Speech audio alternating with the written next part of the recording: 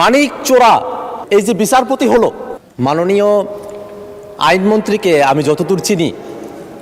উনি যদি ওনার বক্তব্য আর 5 মিনিট কন্টিনিউ করতেন তাহলে আত্মগ্লানিতে ভুগে তওবা করে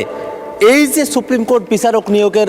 আইন যেটা উনি বাতিল করার জন্য আজকে বলছেন, সেখান থেকে ফিরে এসে ইনি বিলটি আজকে তিনি প্রত্যাহার করতেন। মাননীয় স্পিকার তিনি তার বক্তব্যের মধ্যে বলেছেন একজন বিচারপতির কথা,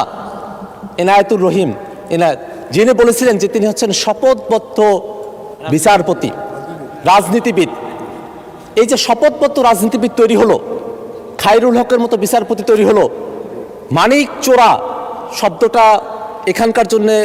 অশোভনীয় হতে পারে, কিন্তু বাইরে এই শব্দটা এইভাবেই চলছে। এই যে বিচারপতি হলো, এই যে মালিকের মতো লোক, খায়রুল হকের মতো লোক, শপথবদ্ধ রাজনীতিবিদের মতো লোক যারা বিচারপতি হলেন, সেই সব বিচারপতিদের সম্পর্কে তিনি বলেছেন যে আমাদের সুপ্রিম কোর্টের যারা বিচারপতি আছেন তারা কনস্টিটিউশনালি প্রোটেক্টেড, সমস্ত ক্ষমতা থাকা সত্ত্বেও তারা কিভাবে রাতের আলোতে মোমবাতি জ্বালিয়ে বিচার কার্য পরিচালনা করলেন, কিভাবে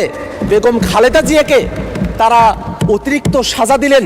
এবং কিভাবে বাংলাদেশের বিচার ব্যবস্থাকে তারা ধ্বংস করলেন, সেই ফিরিস্তি তিনি যখন গাইছিলেন তখন আমার মনে হচ্ছিল তিনি আর 5টা মিনিট সময় যদি পেতেন তাহলে তিনি এর গোড়ার সংকট তিনি অনুধাবন করতে পারতেন। মাননীয় স্পিকার,